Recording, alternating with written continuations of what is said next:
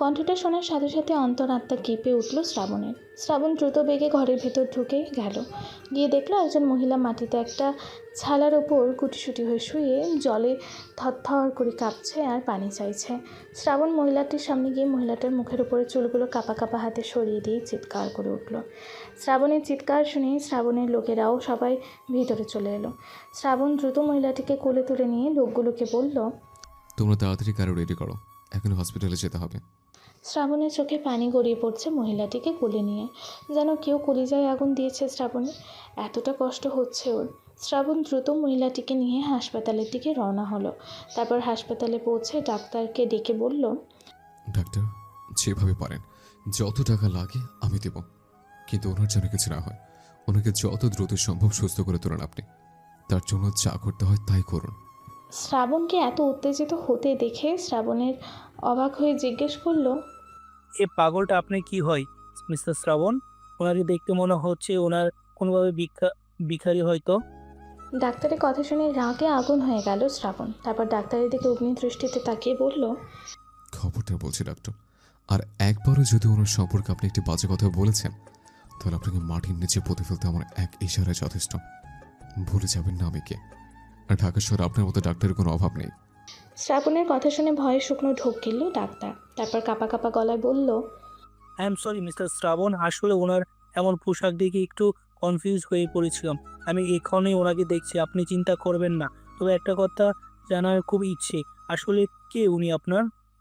ডাক্তারের কথা শুনে শ্রাবণ নরম গলায় চোখের পানি ছেড়ে দিয়ে বলল, উনি আমার সেই জন ডাক্তার, যেমন নিজের মা না হয়ে আমার মায়ের স্থান করে নিয়েছেন আমার মনে। ওনাকে যে আমি নিজের মায়ের পর মা বলে জেনেছে, উনি আমার দ্বিতীয় মা। শ্রাবণের কথা শুনে ডাক্তার আর শ্রাবণের লোকগুলো সবাই অবাক হলো। তারপর ডাক্তার বলেই ফেললেন, বিষয়টা ঠিক আছে, বুঝলাম মিস্টার শ্রাবণ। ওনাকে দেখে মনে হচ্ছে ওনার বয়স খুব একটা বেশি নাই। তাহলে উনি আপনার মায়ের মতন কি কি করে? শুধু পেটে ধরলেই মা হওয়া যায় না ডাক্তার। আমি ওনার কাছ থেকে নিজের মায়ের মতো স্নেহ ভালোবাসা পেয়েছি। আমি জানতাম উনি মারা গেছেন, কিন্তু আল্লাহর অশেষ রহমতে আজকে তাকে আমি আবার ফিরে পেলাম। কিন্তু তা কি অবস্থায় পাবো ভাবিনি আমি। আপনি যেভাবে পারেন ওনাকে সুস্থ করে তুলুন ডাক্তার। তার জন্য যা যা করতে হয় করুন, কিন্তু আমি ওনাকে সুস্থ দেখতে চাই। শ্রাবণের কথা শুনে ডাক্তার শ্রাবণকে আশ্বাস দিয়ে স্নেহার চিকিৎসা শুরু করলো। শ্রাবণ কেবিনের বাইরে বেঞ্চের উপর বসে চোখের জল ফেলতে লাগলো। শ্রাবণের চোখে জল দেখে ওর একজন লোক এগিয়ে এসে বলল, স্যার, আমরা অনেক দিন হলো আপনার সাথে আছি, কিন্তু কখনো আপনাকে এভাবে ভেঙে পড়তে দেখিনি। এই মহিলাটা আপনার কেমন মা যে তার জন্য আপনি এভাবে কাঁদছেন? আসলে কে উনি? লোকটার কথা শুনে শ্রাবণ চোখ মুছে ধরা গলায় বলল, উনি তো আমাদের বৃষ্টি ম্যাডামের মা সমতুল্য ভাবি, আর আমার দ্বিতীয় মা। শ্রাবণের কথা শুনে লোকটা অবাক হয়ে বলল, ম্যাডামের ভাবি? কিন্তু আমরা তো শুনেছি ম্যাডামের ভাই ভাবিকে নির্মমভাবে কেউ খুন করেছে, আর সেই খুনের রহস্যই তো আমরা এতদিন হলো খুঁজে চলেছি। তাহলে উনি বেঁচে আছেন কি করে? সেটা আমিও জানি না, তবে আমার বিশ্বাস স্নেহে ভাবি সুস্থ হলেও ওনার কাছ থেকে সবকিছু জানতে পারবো আমি। সাথে ফিরে পাবো আমার বৃষ্টিকেও। আর এমন লুকোচুরি করতে হবে না ওর সাথে। স্যার, কিছু যদি মনে না করেন আর যদি অভয় দেন, তাহলে আমি একটা প্রশ্ন করতে চাই। আসলে কথাটা জানার জন্য অনেক বেশি কৌতূহল মনে হচ্ছে আমার। লোকটার কথা শুনে শ্রাবণ নরম গলায় বলল, হুম, বলো কে জানতে চাও? মানে ভাবছিলাম যে স্যার, আপনি যদি ম্যাডামের ভাই ভাবিকে খুন না করে থাকেন আর বৃষ্টি ম্যাডামকে যদি এতটা ভালোবাসে থাকেন, তাহলে ওই ছবিগুলো কিসের ছিল? এখানে তো স্পষ্ট বোঝা যাচ্ছে আপনি ম্যাডামের ভাই ভাবিকে নির্মমভাবে খুন করেছেন। আর ছবিগুলোও যদি মিথ্যা হয়, তাহলে আপনি বৃষ্টি ম্যাডামের সাথে এত বাজে আচরণ করলেন কেন? তাকে বাসা থেকে পর্যন্ত বের করে দিলেন। এই প্রশ্নগুলো আমার মাথায় বারবার ঘুরপাক খাচ্ছে স্যার, তাই জানার জন্য মনটা ব্যাকুল হয়ে আছে। লোকটার কথা শুনে শ্রাবণ একটা দীর্ঘশ্বাস ফেলে কিছু বলতে যাবে, আর তখনই কেউ একজন এসে বলে উঠল, ও বেবি শ্রাবণ, তুমি এখানে? আর আমি তোমায় খুঁজে খুঁজে হয়রান হয়ে যাচ্ছি। তিথি, তুমি এখানে কেন এসছো? আর আমি খুঁজছোই বা কেন? কি বলবো বলো বেবি, গতকালকের পর তোমার সাথে আর দেখাই হলো না আমার। এমনকি তুমি ফোনটাও ধরছো না আমার। এতদিন পর তোমায় পেয়ে এত দূরে দূরে থাকতে কি ভালো লাগে বলো? বাই দ্য ওয়ে, তুমি এখানে কি করছো বেবি? তিথির কথা শুনে শ্রাবণের ওই লোকটা মনে মনে বলল, এই যে হাজির হলেন মিস কলকাতা বেবি বেবি করতে করতে। বলি স্যার আপনার কয় নম্বর সন্তান যে বেবি বেবি করেন সবসময়? আমার প্রশ্নগুলোর উত্তরটা আর জানা হলো না। শ্রাবণের ডাকে ধ্যান ভাঙল লোকটার। এই, তোমরা এখান থেকে পাহারা দাও, আমি তিথির সাথে যাচ্ছি। এখানে কি হয় না হয় আমি অবশ্যই সব ফোনে জানাবে। Okay sir. তারপর শ্রাবণ তিথির হাত ধরে নিয়ে চলে গেল হাসপাতাল ছেড়ে। এদিকে বৃষ্টি সে সকাল থেকে ছাদে উঠে বসে আছে। কেন জানি কিছুই ভালো লাগছে না ওর। ছাদে বসে আকাশের দিকে এক মনে তাকিয়ে আছে ও। হঠাৎ নীলের ডাকে ধ্যান ভাঙল বৃষ্টির। নীল 2 মগ কফি হাতে বৃষ্টির কাছে এসে বলল, এই যে ম্যাডাম, কি এত ভাবছেন শুনি আনমনে? আমিও কি আপনার ভাবনায় একটু যোগ হতে পারি? নীলের কথা শুনে মুচকি হাসল বৃষ্টি। তারপর নীলের দিকে তাকিয়ে বলল, জি অবশ্যই স্যার, বসুন আর আমার ভাবনায় যোগ দিন। বৃষ্টির কথা শেষ হতেই দুজনে একসাথে হেসে উঠল। তারপর বৃষ্টির হাতে একটা কফি মগ দিয়ে বৃষ্টির পাশের একটা চেয়ারে বসলো নীল। বৃষ্টিও কফিতে চুমুক দিয়ে কফি খেতে খেতে বলল, আপনার আজকে কাজ নেই নীল ভাইয়া? এই সময় কফি নিয়ে ছাদে এলেন যে? না নীলা, আজকে কোনো কাজই নেই। আর অনেক দিন হলো তোমার সাথে তেমন একটা কথা হয় না, তাই ভাবলাম একটু গল্প করি কফি খেতে খেতে। নীলের কথা শুনে বৃষ্টি একটু মলিন হেসে বলল, ও আচ্ছা নীলা, তোমায় একটা কথা জিজ্ঞেস করি। বলুন ভাইয়া, কি জানতে চান? তুমি শ্রাবণ চৌধুরীকে খুব ভালোবাসো, তাই না নীলা? হঠাৎ নীলের মুখে এমন প্রশ্ন শুনে কিছুটা বিব্রত বোধ করলো বৃষ্টি, কিন্তু তবুও নিজেকে সামনে নিয়ে বলল, হঠাৎ এমন প্রশ্ন করছেন কেন নীল ভাইয়া? না, এমনি জানতে ইচ্ছা করলো। বলো না নীলা, তুমি শ্রাবণ চৌধুরীকে খুব ভালোবাসো, তাই না? না, আমি ওনাকে ভালোবাসি না নীল ভাইয়া। উনি একজন খুনি। উনি আমার জীবনটাকে অভিশাপে পরিণত করে দিয়েছে। আমার মা বাবা সমতুল্য ভাই ভাবিকে খুন করেছেন উনি। আমি ওনাকে ঘৃণা করি আমি ওনাকে। কথাগুলো বলতে বলতে চোখ থেকে 2 ফোঁটা পানি ঝরে পড়ল বৃষ্টির। বৃষ্টিকে কাঁদতে দেখে নীল মুচকি হেসে বলল, তোমার চোখের জলই বলে দিচ্ছে তুমি শ্রাবণ চৌধুরীকে ভালোবাসো কিনা। আচ্ছা বাদ দাও ওসব। তুমি যদি কখনো জানতে পারো যে আসলে শ্রাবণ চৌধুরী তোমার ভাই ভাবিকে হত্যা করেনি, তাহলে তুমি কি করবে নীলা? তখনও কি তুমি শ্রাবণ চৌধুরীকে ঘৃণা করবে? নীলের কথা শুনে কিছুক্ষণ চুপ থেকে বৃষ্টি বলল, আমি নিজ চোখে দেখেছি নীল ভাইয়া ওই শ্রাবণ চৌধুরী আমার ভাই বাবাকে খুন করেছে। নিজের চোখে কি করে অবিশ্বাস করব বলতে পারেন? আর উনি যদি আমার ভাই বাবাকে খুন না করতো তাহলে আমায় এভাবে তার বাসা থেকে বের করে দিতেন না। আমি বিপদে পড়েছি দেখে উনি চলে যেতে পারতেন না। আমি ঘৃণা করি ওনাকে নীল ভাইয়া। আমি খুব খুব খুব ঘৃণা করি। বৃষ্টির কথা শুনে কফি খাওয়া শেষ করে উঠে দাঁড়িয়ে চলে যেতে যেতে নীল বলল, একটা কথা কি জানো নীলা, চোখের দেখা সব সময় ঠিক হয় না। কখনো কখনো আমরা যেটা দেখতে চাই বা আমাদের মন যেটা বুঝতে চাই আমরা সেটাই দেখি, সেটাই বুঝি, কিন্তু আমাদের দেখাও বোঝার আড়ালে হয়তো অনেক বড় কোনো সত্যি লুকিয়ে থাকে, যে সত্যিটা আমরা দেখেও দেখি না আর বুঝেও বুঝি না। কথাগুলো বলে হনহন করে নিচে চলে গেল নীল। আর বৃষ্টি নীলের চলে যাওয়ার দিকে তাকিয়ে রইল। বৃষ্টির কাছে নীলের কথাগুলো শুনে আজ আর কেন জানি ওর ভাবি স্নেহার কথা মনে পড়ে যাচ্ছে। কারণ স্নেহাও ওকে ঠিক এমন করে কথা বলেই বোঝাতো সব। স্নেহার কথা মনে পড়তে ডুকরে কেঁদে উঠল বৃষ্টি। বৃষ্টির নিজেকে খুব বেশি একা মনে হচ্ছে। ইচ্ছে করছে কাউকে একটু জড়িয়ে ধরে কান্না করতে। আশেপাশে এত মানুষ থাকতেও যেন বৃষ্টি আজ বড়ই একা। কিছুক্ষণ এইভাবে কান্না করে বৃষ্টিও নিচে নেমে এলো। তিথিকে সাথে নিয়ে নিজের বাসায় চলে এলো শ্রাবণ। বাসায় পৌঁছাতে তিথি বলল, হাসপাতালে কে ছিল শ্রাবণ বেবি, যার জন্য তুমি পাহাড়ে রেখে আসলে? বৃষ্টির ভাবে ছিল তিথি। বৃষ্টি? কে এই বৃষ্টি শ্রাবণ? তার সাথে তোমার কি সম্পর্ক বেবি? প্রথমত তুমি আমায় এই বেবি বেবি ডাকা বন্ধ করো। আর বৃষ্টি আমার ভালোবাসা, আমার বউ, আমার কলিজা, আমার নিঃশ্বাস হলো বৃষ্টি। শ্রাবণের কথা শুনে তিথি অবাক হয়ে বলল, হোয়াট? তুমি এসব কি বলছো শ্রাবণ? তোমার বউ মানে? তুমি বিয়ে করলে কবে? আর বিয়ে যদি করে থাকো তাহলে তোমার বই বা কোথায়? সেদিন রাতে তোমায় নিয়ে আসার সময় রাস্তায় একটা মেয়েকে কয়েকজন লোক আটকেছিল, যাদের সাথে আমি কথা বলেছিলাম। মনে আছে তোমার? হ্যাঁ মনে আছে, বাট তাতে কি বেবি? ওই মেয়েটার বৃষ্টি, আমার নিঃশ্বাস, আমার ভালোবাসা, আমার স্ত্রী। শ্রাবণের কথা শুনে তিথি অবাক হয়ে বলল, হোয়াট? বেবি তুমি এসব কি বলছো? ওই বেহেনজিটা তোমার বউ? তুমি এমন একটা বেহেনজিকে বিয়ে করেছো? ওকে ফাইন, আমি মেনে নিলাম ওটা তোমার বউ, কিন্তু তাহলে তুমি যদি নিজের বউকে এতই ভালোবাসো তাহলে ওকে ওই বিপদের মাঝে ফেলে চলে এলে কেন? আর ওই লোকগুলোকেই বা কী করে ছেড়ে দিলে তুমি? আমি যে শ্রাবণকে জানি সে তো এমন নয়। তিথির কথা শুনে শ্রাবণ শুরু থেকে শেষ পর্যন্ত বৃষ্টির ব্যাপারে সব খুলে বলল তিথিকে।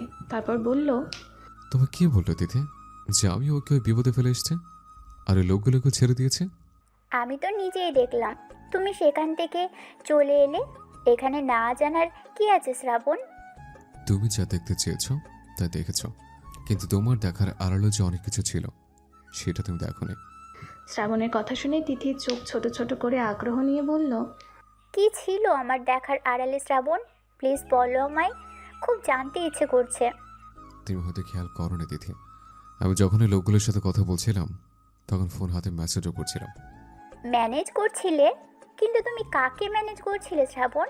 আর তুমি নিজে বৃষ্টিকে না বাঁচিয়ে অন্যজনকে ম্যানেজই বা করছিলে কেন? আমি নীলকে মেসেজ করছিলাম।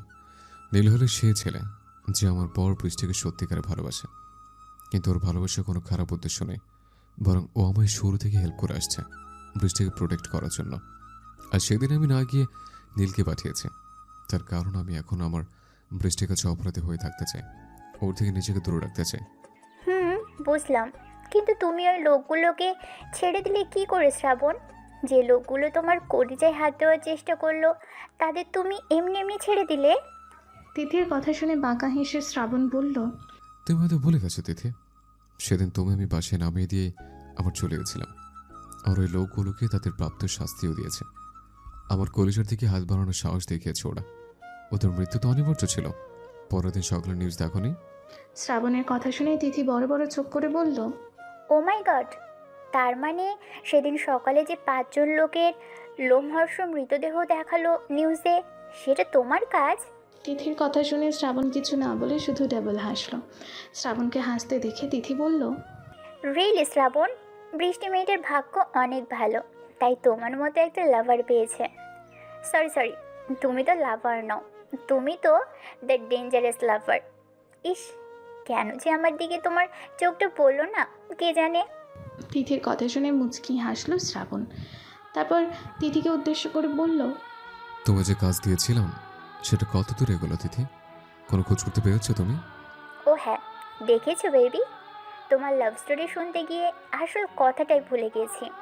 তুমি যে 3 জনের কথা বলেছিলে তার মাঝের একজন, আই মিন ওই মেয়েটা, কি যেন নাম? হ্যাঁ মনে পড়েছে, বর্ষা। ওই বর্ষা মেয়েটার খোঁজ করতে পেরেছি আমি। তিথির কথা শুনে আনন্দে শ্রাবণের চোখ দুটো চকচক করে উঠল। শ্রাবণ উৎসাহিত কণ্ঠে বলল, কোথায় আছে আমার বোন বর্ষা? কেমন আছো? আমি জানতাম ওই লোকগুলো যে কাজ করতে পারবে না সেটা তুমি পারবে তিথি, তাই তুই দায়িত্বটা আমি তোমায় দিয়েছি। সত্যি তুমি ডিটেকটিভ হওয়ার উপযুক্ত। সেটা তুমি ঠিক বলেছো শ্রাবণ। ডিটেকটিভ হওয়ার উপযুক্ত না হলে কি আর এই জবটা করতে পারতাম বলো? বাই দ্য ওয়ে, ওই বর্ষা নামের মেয়েটা আছে ঢাকার বাইরে, সিলেটের পাহাড়ি এলাকার একটা এতিমখানায়। তবে শুনেছি মেয়েটা কোনো কথা বলতে পারে না। আসলে মেয়েটা সবসময় নাকি চুপচাপ থাকে, কারোর সাথে মেশে না, কথাও বলে না। তিথির কথা শুনে শ্রাবণ উঠে দাঁড়িয়ে বলল, চলো তিথি, আমি এখনই বর্ষাকে আনতে যাব। বর্ষা বলতে পারবে সব রহস্যের কারণ। রিল্যাক্স শ্রাবণ, রিল্যাক্স। বর্ষা ওখানে সেফ আছে, তুমি যখন খুশি ওকে নিয়ে আসতে পারো। তার আগে তোমার থেকে আমার অনেক কিছু জানার আছে। তিথির কথা শুনে সোফায় বসে পড়ল শ্রাবণ। তারপর বলল, ঠিক আছে বলো তিথি, আর কি কি জানতে চাও তুমি আমার থেকে? শ্রাবণ, আমি জানতে চাই যে ছবিগুলো দেখে বৃষ্টি তোমায় ভুল বুঝে খুন করতে চাইছিল, সেই ছবিগুলোর আসল রহস্য। ওই ছবিগুলো কি সত্যি ছিল? মানে তুমি কি সত্যি বৃষ্টির ভাই আর ভাবিকে? এতটুকু বলতে শ্রাবণ বলে উঠল, ইডিটের মতো কথা বলো না তিথি। তুমি একটু আগেই শুনলে যে হাসপাতালে আমি বৃষ্টির ভাবিকে ভর্তি করে এলাম, তাহলে আমি ওনাদেরকে মারলাম কি করে? হ্যাঁ সেটা বুঝলাম শ্রাবণ, আসলে আমি বলতে চাইছি যে তাহলে ওই ছবিগুলোর রহস্য কি ছিল? ওই ছবিগুলো কে তুলেছে, কেন তুলেছে আমি কিছু জানি না। ওই ছবিতে যেমন দেখা যাচ্ছে আমি ছুরি হাতে বৃষ্টির ভাই রাসেলের গলা ও হাত পায়ে রক কাটছি, আসলে সেখানে ছিল প্লাস্টিকের দড়ি। বৃষ্টির ভাই ভাবিকে যে খুন করেছে সে খুন করার পর ওদের হাত পায়ে ও গলায় প্লাস্টিকের দড়ি দিয়ে শক্ত করে বেঁধে রেখেছিল। আর সে দড়িগুলো কাটতে আমি ছুরি ব্যবহার করেছিলাম।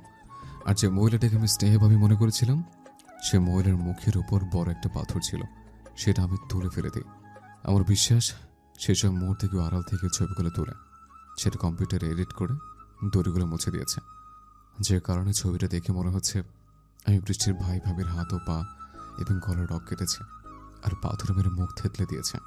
শ্রাবণের কথা শুনে তৃথি নড়ে চড়ে বসলো, তারপর বলল, ও মাই গড, কত বড় একটা ষড়যন্ত্র হয়েছে তোমার উপর শ্রাবণ। ওই ছবিগুলো যে কেউ দেখলেই বুঝবে যে ওই খুনগুলো তুমি করেছো। কিন্তু এই ছবিগুলো আসলে কে তুলেছে? কেনই বা এমন একটা ষড়যন্ত্র করেছে তোমার বিরুদ্ধে? সেটা যেই হয়ে থাকুক না কেন, আমার হাত থেকে তার নিস্তার নেই। একমাত্র তার জন্য আমি দিনের পর দিন আমার কলিজা, আমার নিঃশ্বাস, আমার জানপাখি বৃষ্টিকে কষ্ট দিয়ে যাচ্ছে। তাকে তো আমি এমন ভয়ানক মৃত্যু দিব যে সে মরার আগের মৃত্যু কামনা করবে। সবই বুঝলাম, কিন্তু তুমি আমার আরেকটা কথা বলো শ্রাবণ। তুমি বৃষ্টিকে বাসা থেকে বের করে দিলে কেন? আর কেনই বা ওর সাথে এমন আচরণ করে ওকে কষ্ট দিয়েছো? ওকে তো তুমি সত্যিটা বলে দিলেই পারতে, তাহলেই তো সবটা মিটে যেত। তিথির কথা শুনে শ্রাবণ একটা দীর্ঘশ্বাস ছেড়ে বলল, বৃষ্টির মেন্টাল অবস্থা খুব একটা ভালো নয় তিথি।